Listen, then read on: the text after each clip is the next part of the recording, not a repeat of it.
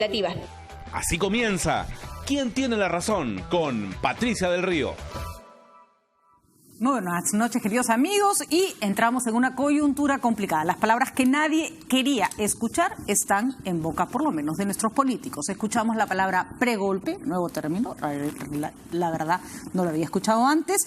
Los congresistas hablan de autoritarismo por parte del Estado, hablan de enfrentamiento entre el Ejecutivo y el Legislativo y de ausencia de democracia. ¿Por qué? Porque el presidente de la República, Martín Vizcarra, se presentó con sus ministros, el ministro Salvador del Solar y el ministro de Justicia, Vicente Ceballos, al Congreso de la República a entregar una carta que decía en esta carta que no se iban a reunir con la Comisión de Constitución para debatir la reforma política porque las condiciones no estaban dadas. Entregaron su carta y se retiraron.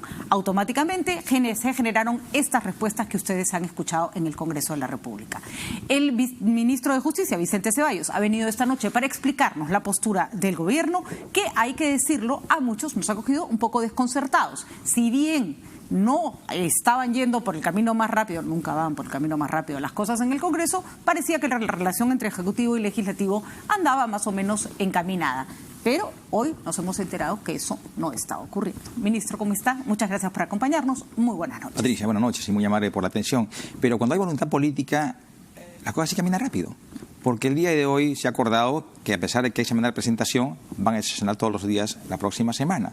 Lo segundo, que si bien es una propuesta neutra, pero están proponiendo de que finalmente se regule de mejor manera la inmunidad a instancia de una modificación en el reglamento del Congreso. O sea, hay avances. O sea, el gesto del presidente, entiendo yo, democráticamente ha sido bien leído y hay una especie de rectificación del propio legislativo que está de una u otra manera asumiendo su rol, que es dar normas, saber leer el acontecer político del país. Vamos un poco a tratar de disgregar los argumentos que los llevaron a este acto, que hay que decirlo, Perfecto. Es un acto arriesgado, audaz, que puede dar como resultado que las cosas salgan como el Ejecutivo quiera o que se estalle una bomba sobre la reforma política y simplemente ya no se hace nada más.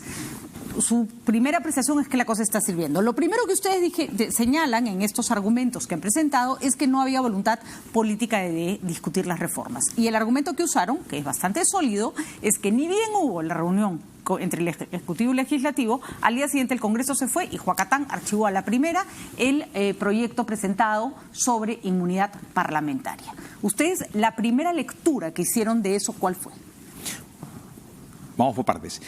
Efectivamente, el día miércoles miércoles 15 hubo Consejo de Ministros, terminamos la reunión temprano y a las 11 de la mañana puntualmente nos reunimos con voceros titulares y alternos de las 10 bancadas, no hubo bancada ausente.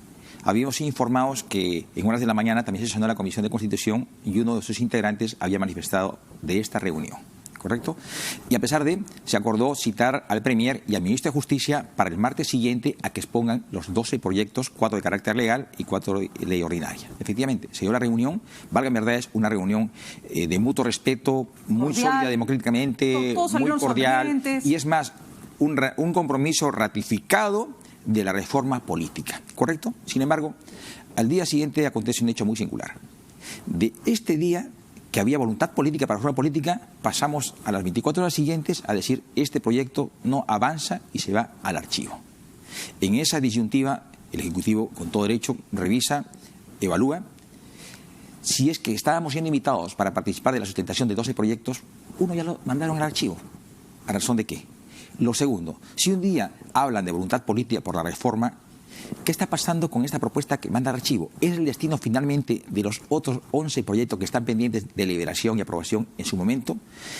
Creo que de una u otra manera esto motivó a que el Poder Ejecutivo, encabezado por el señor presidente, eleve su voz de protesta, y es más, así está expresamente contenido en el documento que Salvador del Solar cursa a la presidenta de la Comisión, la señora Bartra. Le dice, esta es una expresión de protesta, es un gesto político, no estamos de acuerdo con el procedimiento, el tratamiento o el destino final que le están dando a estas iniciativas. De acuerdo, lo que pasa es que, ministro, una cosa es mandar una carta y otra cosa es que se presente usted, el Premier y el presidente, los tres juntos en el Congreso de la República y entreguen una carta. O sea, el gesto es muy fuerte, es muy fuerte, porque es el presidente de un poder del Estado yendo a la sede del otro poder del Estado y diciéndole, no me parece cómo se están haciendo las cosas. Ahí le tengo que hacer varias preguntas. Primero, que lo que se espera es que la actitud del gobierno sea medianamente predecible, como se espera lo mismo del Congreso. El Congreso, le haré la pregunta cuando tenga sus representantes aquí, sobre, por ejemplo, por qué dicen una cosa y hacen otra.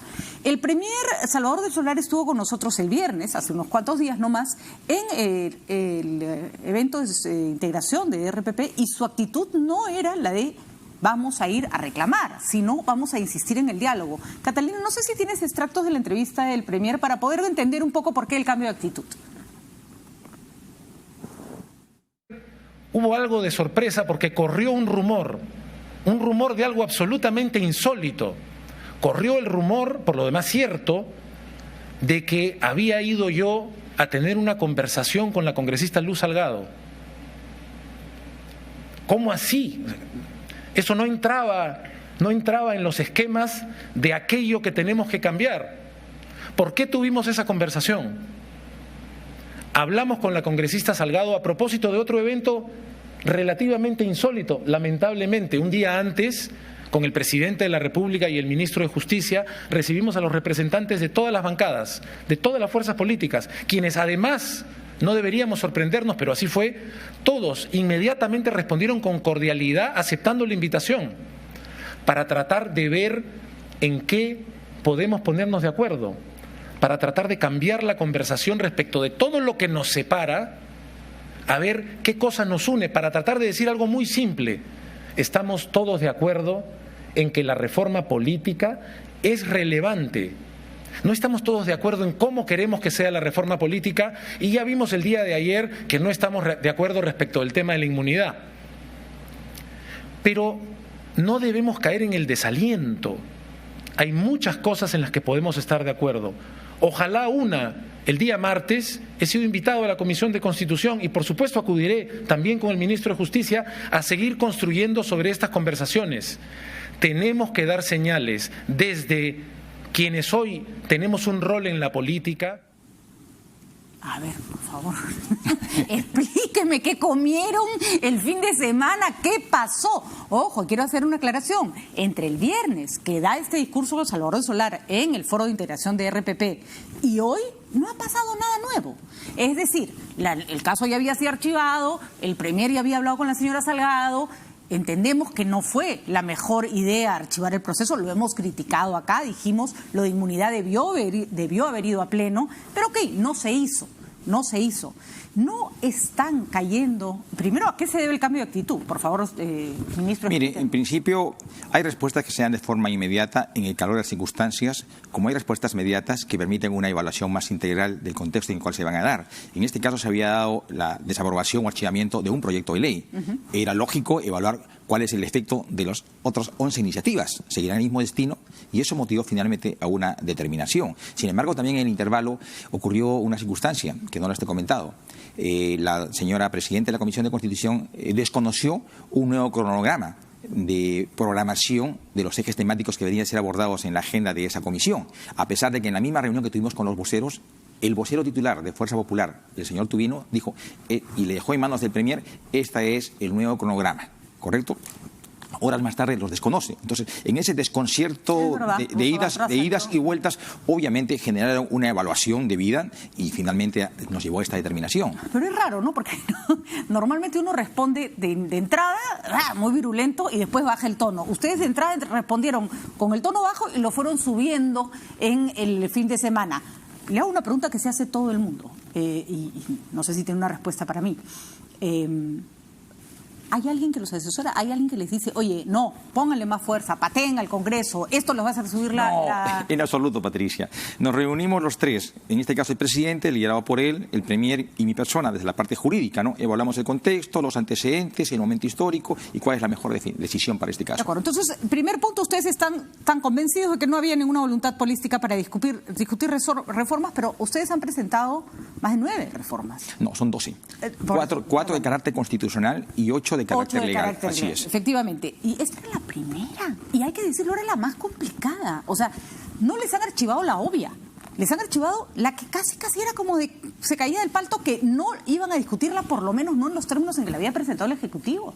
Había posibilidades todavía, y lo han dicho los congresistas acá, de que se discuta, por supuesto que sí, pero no era que el tema se había cerrado en los términos en que ustedes lo habían presentado. Pero miren, hay de repente circunstancias que no se dan cuenta a la opinión pública y es necesario mencionarlas. En el caso concreto de la inmunidad, por ejemplo, ¿no? Se presenta un día un dictamen, ¿correcto? En el cual dice, sí, la inmunidad de arresto le corresponde al Parlamento y la inmunidad de proceso le corresponde al Poder Judicial. Y al día siguiente, sin mayor debate, presentan otro dictamen, excluyendo esto, simplemente proponiendo que una vez que se solicite el levantamiento de inmunidad, el legislativo tiene 60 días o 2 meses para aceptarla, y si en caso no hay respuesta, se entiende por positiva. O sea, de un día para otro, sin mayor debate. Hay un proyecto importantísimo de reforma constitucional que se empezó a discutir, al cual fui convocado. Solo por este proyecto de ley fui convocado como ministro de Estado. Es el relacionado a la gobernabilidad, relaciones Poder Ejecutivo, Poder Legislativo. Y ahí se introduce una extraña premisa, que fue objetada por el Tribunal Constitucional.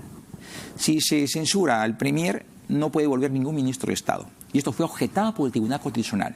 Y en el predictamen alcanzado por la Comisión, se introduce esta objeción que ya sí había sido observada por el Tribunal Constitucional. Entonces, dígame usted, en ese contexto, uno u otro, ¿no despierta un grado extremo de suspicacia sobre el acontecer o la determinación? ¿Sobre qué? ¿Qué es lo que están ustedes sospechando? Sobre el involucramiento de una auténtica reforma política en la cual tiene una incidencia importante el Poder Legislativo. A ver, le hago la pregunta, ministro, y espero que me la conteste con claridad. ¿A qué le temen? ¿Qué creen ustedes que están haciendo los congresistas con la reforma política que ha planteado el Ejecutivo? ¿Qué creen que van a hacer? ¿Nada? ¿Que la van a tergiversar? ¿Que la están usando en beneficio propio? ¿Qué? Todo. Primero, ya la están distorsionando en sus contenidos y alcances. Lo segundo, no hay voluntad política para darle un real impulso como se quisiera. Y lo tercero, no hay un mayor compromiso de lo que se requiere a democracia e institucionalidad. Y aquí permítame enfatizar una línea. Este grupo de iniciativas no benefician al presidente ni a los mismos parlamentarios que no van a la reelección. Es dejarle al país el 2021 democracia sólida, instituciones fuertes. Perfecto. ¿Cómo saben ustedes que la manera en que ustedes lo han planteado es la mejor forma? Le pongo 2 contraejemplos.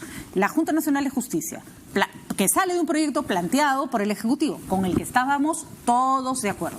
Lo estamos tratando de implementar y resulta dificilísimo. Es decir, los congresistas creo que tienen razón cuando dicen vamos con calma, estos son cambios complicados, todos podemos tener buena voluntad, pero de repente en el camino por la premura no vemos cosas que al final van a cambiar la Constitución. Entonces, si el resultado de la primera reforma que impulsó el Ejecutivo es malo por el momento, creo que el Congreso tiene un punto en decir, oigan, no todo lo que ustedes nos mandan necesariamente está bien planteado o merece salir como ustedes quieren. ¿Cómo responden en este contexto que está siendo tan cuestionado el tema de la Junta Nacional de Justicia, el hecho que ustedes tienen la voluntad y ellos no, y ellos están equivocados? Yo le agradezco por la pregunta, porque de ahí se está construyendo que hay un grado extremo de responsabilidad del Ejecutivo en impulsar esta ley orgánica de la Junta Nacional de Justicia. Aquí, en muchos casos, encontramos la debilidad o deficiencia en la ley, pero en este caso concreto no es de la ley, es de las personas. Y se lo explico. Agotado el referéndum del 9 de diciembre, el Poder Ejecutivo a la semana presentó una iniciativa de ley orgánica, con previsión el 18 de diciembre, la cual fue aprobada y publicada el 18 de febrero. En 2 meses, al proyecto del Ejecutivo se sumaron 8 proyectos de distintos congresistas. Lo cual es válido. Nos puede parecer es válido, una pesadez, correcto, pero es válido. Es perfectamente válido, correcto, pero con esto quiero decir que el producto final que se convirtió en la ley orgánica de la Junta Nacional de Justicia es producto de un acumulado de 8 proyectos de ley, ¿correcto? El tema que estamos discutiendo hoy en día respecto a la Junta Nacional es en evaluación de conocimiento. Y la ley, en la propuesta inicial del Ejecutivo, hablaba de evaluación de conocimiento, pero de desarrollo, no objetiva como se ha planteado. No ABCD. No. Es más, también hay que ser claro en esto, en la propia ley aprobada tampoco se manifestaba esto. Es en las bases donde la Comisión Especial de la Junta Nacional de Justicia determina, pone porcentajes, la prueba de conocimiento tanto, entrevista tanto, currículum tanto, pero más aún establece que esta prueba debe ser objetiva. ¿Quién lo dispone? La Comisión Especial. Ellos están dispuestos unilateralmente. De acuerdo, pero una comisión especial bajo un esquema que ustedes presentaron. No digo que la culpa la tenga el Ejecutivo. No digo ni siquiera que la culpa la tenga la Comisión y mucho menos que la tenga el Congreso. Señalo que son cambios complejos y que son cambios que requieren de participación, de ensayo y error. Entonces, a veces da la impresión que el Congreso, si se toma un tiempo, que parece que creyeran que el día tiene 50 horas, pero también parece que a veces el Ejecutivo quisiera todo para mañana, ¿no? Patricia, acabo un paréntesis adicional. El Ejecutivo impulsó las reformas, las 4, ¿se acuerda usted? Sí. Y volvemos al tema de la Junta. Esta ley de la Junta Nacional, que sustituye al CNM, modifica 154, 155, 156 de la Constitución. ¿Qué modifica? Requisitos, funciones y la composición. La particularidad, el desarrollo, el detalle queda a la ley orgánica, ¿correcto? Si se le acuña al Ejecutivo, oye, tú presionaste, tú aceleraste, no señor. La enmarcación constitucional no está sujeta a crítica o observación alguna. En este caso concreto, de las reformas constitucionales ministro, en esta primera fase. Entiendo, podemos discutir hasta el infinito, entiendo el punto, pero hay una cosa que es verdad. Lo que está fallando es la aplicación de un modelo que se cambió en la Constitución. Y eso, ¿por qué? Porque es un proceso complejo. Entonces creo que el Congreso tiene razón cuando dice, ojo, si aprobamos rápido, sin mirar las posibles consecuencias, puede pasar lo que está pasando ahorita, que a la hora que quieres que aplicar la ley no es tan fácil, pues, y empiezan a ocurrir cosas que no habías previsto, ¿no? Le respondo en 2 escenarios, Patricia.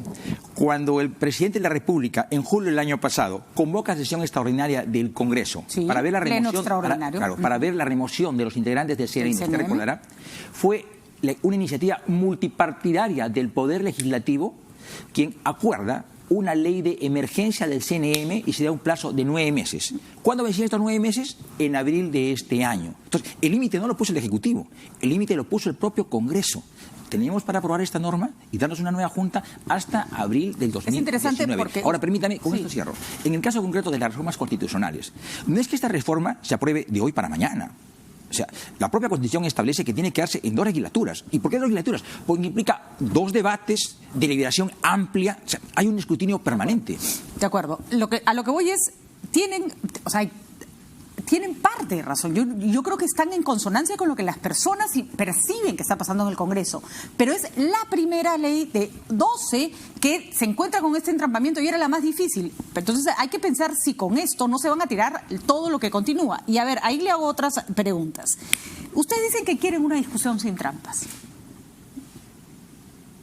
Estamos en el Perú.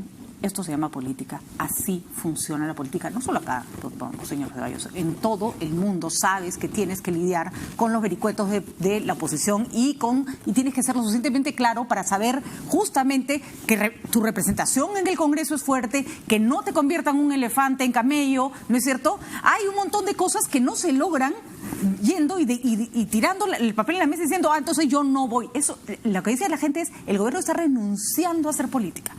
Porque hacer política es sentarte y lograr que las cosas salgan como tú quieres, también cediendo lo que los otros quieren. Sentarte y decir, yo no me siento contigo porque no estás haciendo las cosas como quiero yo, no es hacer política, es tratar de imponerse. Por eso es que hay un tufillo así, no muy democrático este asunto que se está, por lo menos, percibiendo en la oposición. Y empiezo por esto último. Tufillo que no es de hoy día, tufillo que es desde hace un año atrás. Y el presidente, a pesar de la expresión ciudadana casi uniforme, ha sido respetuoso del orden constitucional. Y jamás se ha sentido, no hay una sola circunstancia que puede evidenciarlo, inducido en un autoritarismo. Él ha hecho uso de los mecanismos constitucionales, con mucha claridad. Y a esto, a la interrogante que podría ser entendida como una premisa de este gobierno, Patricia, permíteme precisarlo también. Mire, cuando se habla... Nosotros somos respetuosos de la potestad deliberativa del Poder Ejecutivo. Entendemos cuáles son las competencias y roles de cada órgano del Estado. Nosotros somos dueños ¿de qué? De iniciativas.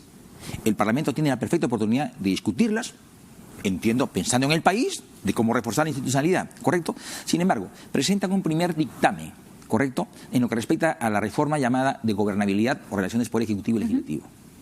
Y persiste en una observación del Tribunal Constitucional al tema de la llamada censura del Consejo de Ministros.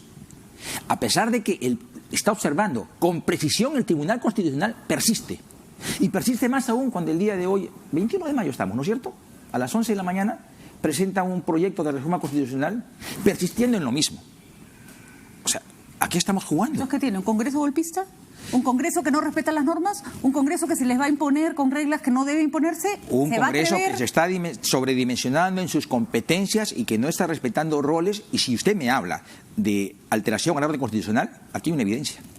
O sea, el Congreso, al no respetar los lineamientos del Tribunal Constitucional, entonces, ¿qué cosa estaría pasando en el Poder, por ejemplo, con el Poder Judicial, que aplica la prisión preventiva sin respetar tampoco los dictámenes y los antecedentes que plantea el Tribunal Constitucional y que plantea el Poder Judicial, la Corte Suprema? También vamos a decir que entonces ellos están actuando de espaldas a la ley y entonces vamos a pecharnos a ellos también. No, es que usted ha expresado un parecer que habría un tufillo de autoritarismo en el Ejecutivo, y yo le estoy respondiendo que no.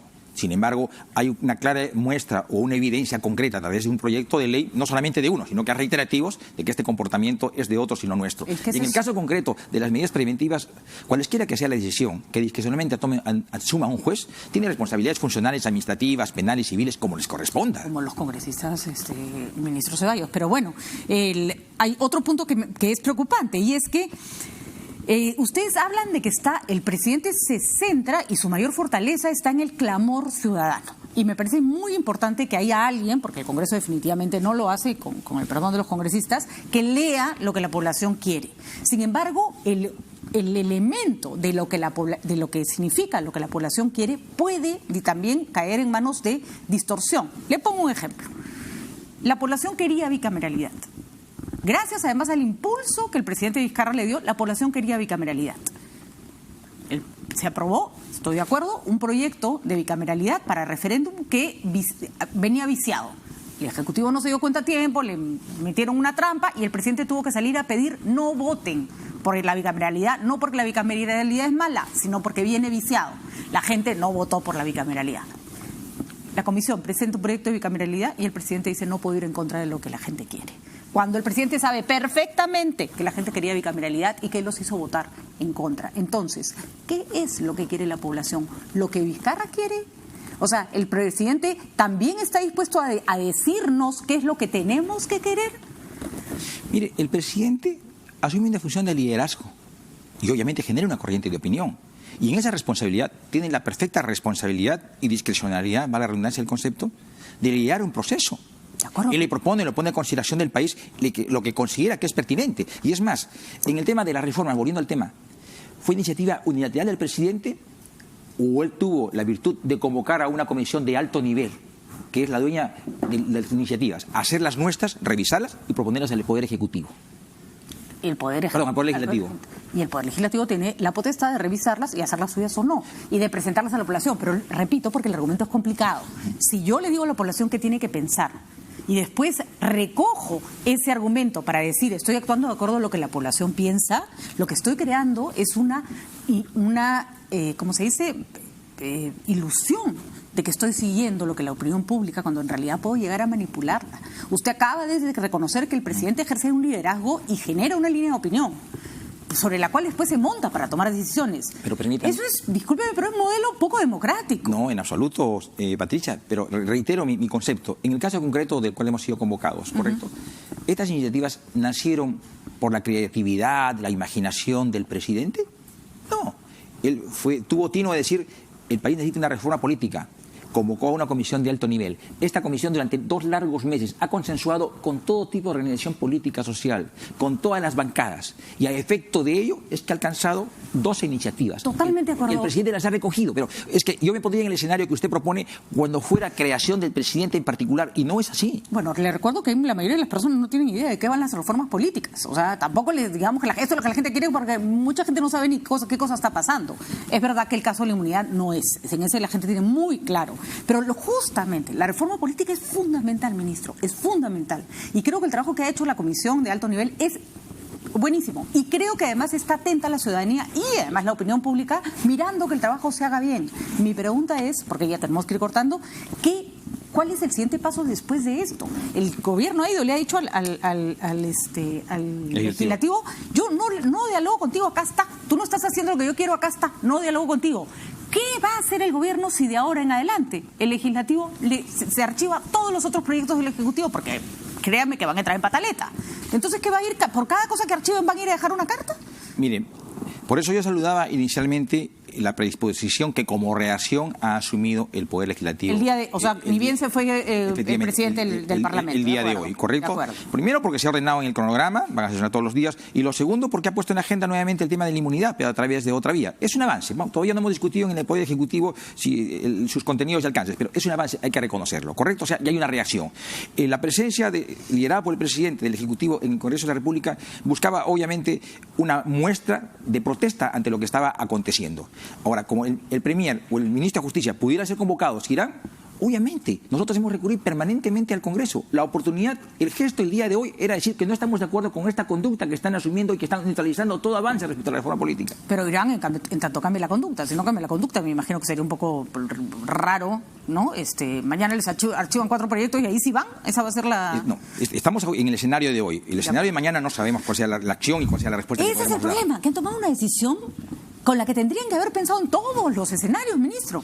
Porque si petardean ustedes mismos la reforma que están llevando adelante, los grandes responsables van a terminar siendo ustedes. Mire, en un mínimo de responsabilidad y prudencia, Patricia, el político tiene que tener escenarios y tiene que tener contingencias y respuestas para cada una de ellas, ¿correcto? Por supuesto que las tenemos. Pero no me las va a contar. Pero obviamente, pero estamos en un escenario concreto del día de hoy, Patricia. Ahora, rapidito, ustedes quieren llegar al 2021 con instituciones más fortalecidas. Le pregunto, ¿qué tiene de más por fortalecido? Me pregunto yo, un Congreso sin reelección, en que todos van a ser nuevos, sin bicameralidad y en el que además yo no creo mucho en la inmunidad como la están planteando ahora, pero tampoco creo en un Congreso en que esté a merced de cualquiera que quiera usar el Poder Judicial para no dejarlos trabajar.